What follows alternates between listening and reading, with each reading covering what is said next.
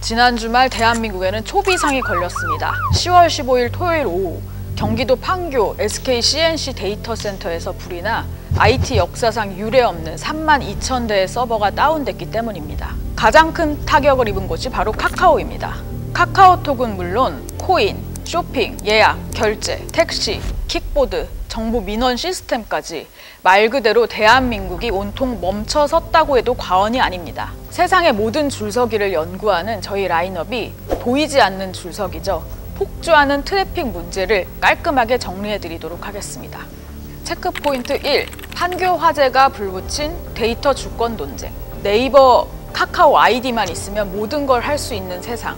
역설적으로 이 두 회사가 멈추면 우리 일상이 완전히 마비돼 버리는 플랫폼 종속사회라는 것을 체감하게 됐습니다.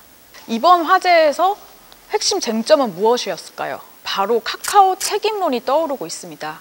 판교 SK CNC 데이터 센터에서 똑같이 불이 났는데 네이버는 3시간 만에 기술이 복구되고 카카오는 초토화됐죠. 그래서 오히려 SK CNC보다 카카오가 더 두들겨 맞고 있는 상황입니다.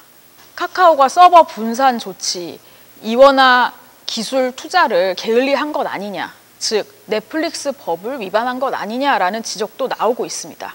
여기서 넷플릭스 법이 뭐냐? 트래픽을 유발하는 대형 콘텐츠 기업에게 통신 서비스 품질 유지를 위한 기술적 의무를 다하라고 한 법입니다. 국회에서는 이번 화재를 계기로 카카오 먹통 방지법이라는 걸 새로 만들자는 얘기도 나오고 있어요. 정치권과 언론이 신나게 두들기고 있는데 이 분노의 관역이 어디로 향하게 될지 좀 궁금하기도 합니다. 체크포인트 2번째. 그렇다면 이번 카카오 먹통 사태랑 망사용료랑은 도대체 무슨 상관이고 망사용료 얘기는 왜 하는 것일까?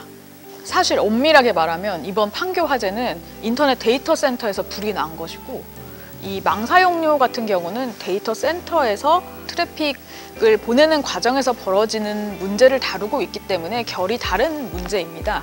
그럼에도 불구하고 이 카카오 먹통 사태를 계기로 우리 사회에서 막중한 영향력을 끼치고 있는 빅테크에 대한 규제 여론이 심해질수록 지금 뜨거운 이슈로 떠오른 망사용료 법안에도 영향을 미칠 수 있겠다라는 생각이 듭니다. 그런데 잠깐, 망사용료가 도대체 뭐냐고요?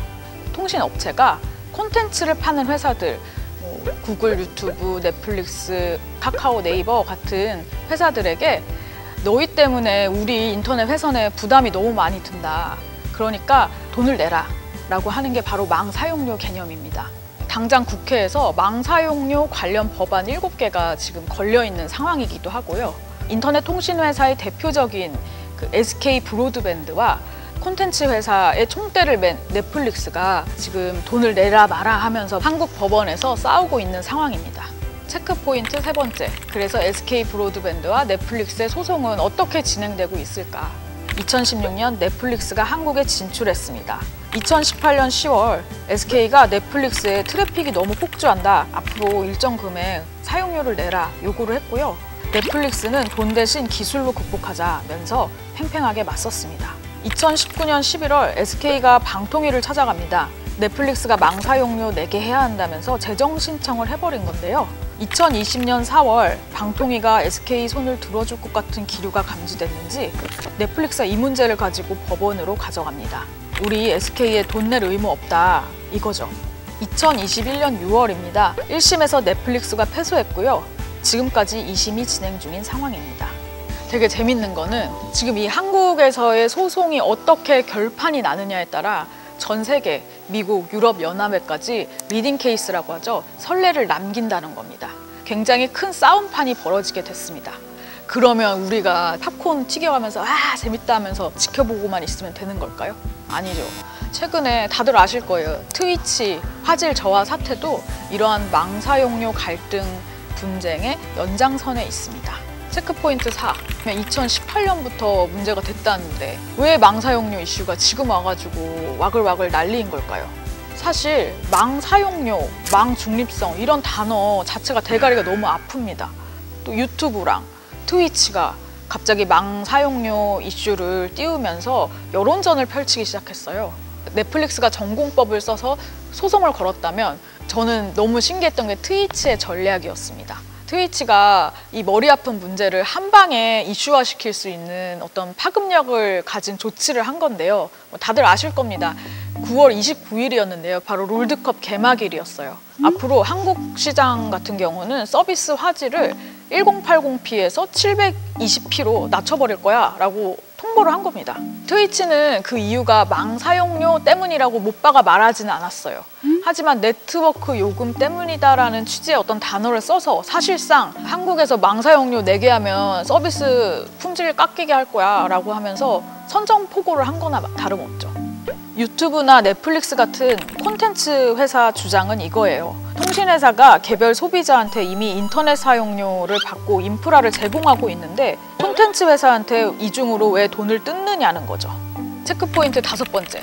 그렇다면 실제로 데이터가 많이 늘어나서 문제인 건가? 2018년 5월에서 2022년 9월까지 트래픽이 무려 50배 가까이 늘었어요. 이 기간에 넷플릭스 가입자도 30배 늘었습니다.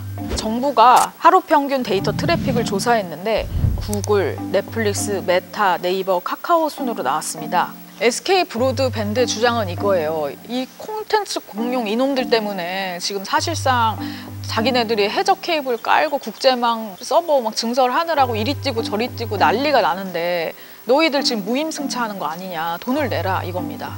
체크포인트 6번째. 콘텐츠 회사의 입장은 중립성을 해치는 일이다? 아니면 배째라? 콘텐츠 회사의 입장은 바로 이겁니다. 인터넷망이라는 것이 말 그대로 사회의 공공재 성격을 가지는 인프라다. 정치적으로 힘이 센 누군가 또는 돈이 많은 누군가한테 더 빠른 회선을 주거나 기술적 편의를 봐줘서는 안 된다. 이런 인프라에는 가치 중립을 지켜야 한다. 통신회사가 돈을 걷기 시작하면 사실상 이거는 가치 중립성을 해치는 일이다 라고 주장을 하고 있는 겁니다. 망사용료 법안이 통과된다면 그 피해가 소비자, 크리에이터에게 전가될 수도 있다는 우려도 나오고 있어요. 근데 이 우려가 단순히 기우가 아닌 것이 트위치가 그 화질을 줄인 이번 사건을 미루어 보면은 서비스 품질 저하가 현실화될 수도 있다는 공포감도 있는 건 사실이에요. 그래서 피해를 입는 건 누구냐? 우리죠. 바로 니들. 슬프지만 볼모로 잡혀있는 건 바로 우리 소비자들입니다. 누가 이기든 말이죠. 인터넷 통신비가 오를 수도 있겠고요.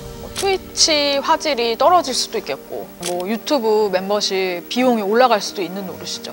서비스가 나빠지거나 돈을 우리가 더 내야 하는 상황에 이를 수 있다. 영상 시대를 맞이해서 콘텐츠 산업과 통신 산업이 패권 다툼을 벌이는 와중에 새우등 터지는 거는 우리 소비자들입니다. 근데 관점을 좀 달리 생각해 보면 인터넷 여론이 어떻게 움직이느냐에 따라서 누가 이기는지 승부를 가를 수 있겠다는 생각도 들어요.